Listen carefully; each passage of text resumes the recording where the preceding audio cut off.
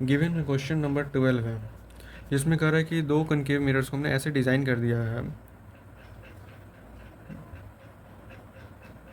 और उनके बीचों बीच एक पॉइंट सोर्स एस हमने प्लेस किया और इनका फोकल लेंथ क्या है, एफ है, दोनों का बराबर है, और कह रहा है कि इनके बीच में सेपरेशन डी है।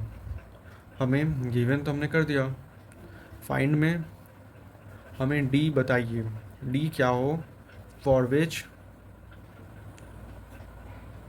Only one image is formed.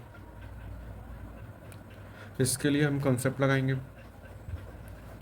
Concept क्या कहता है, अगर यह जो पॉइंट सोर्स एस है, मेरा पॉइंट एस, ये lies on the centre of curvature of both concave mirrors. पहला कंसेप्ट आप लगाओगे, ये सेंटर कर्वेचर रहेगा, वापस इधर ही आएगा, सेंटर कर्वेचर पर रखोगे ऑब्जेक्ट, तो इमेज भी सेंटर कर्वेचर पर ही बनता है। होप आप लोगों को ये याद हो। सेकंड पॉइंट है, आप ऐसा मान लो कि यह किसी एक के फोकस पर लाई कर रहा है, तो जैसे ही फोकस पर लाई करेगा तो फोकस से लाइट रेज निकलती हैं तो parallel to the principal axis, और फिर आप सेकंड मान सकते हो कि पॉइंट जो है, point S lies on the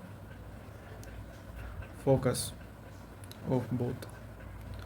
आप इसको समझो, ये यहाँ पर ये सब फोकस मान लेते हैं तो लाइट आएगा पैरेलल टू प्रिंसिपल एक्सिस ऐसे आएगा, अभी पैरेलल तो अपने फोकस से बनाएगा और ये सब फोकस हो जाए, दोनों का फोकस हो जाए।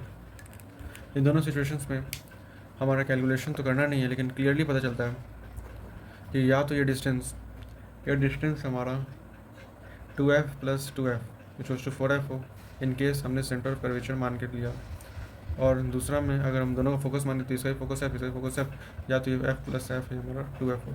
ये दोनों हमारा आंसर हो गया। ठीक है।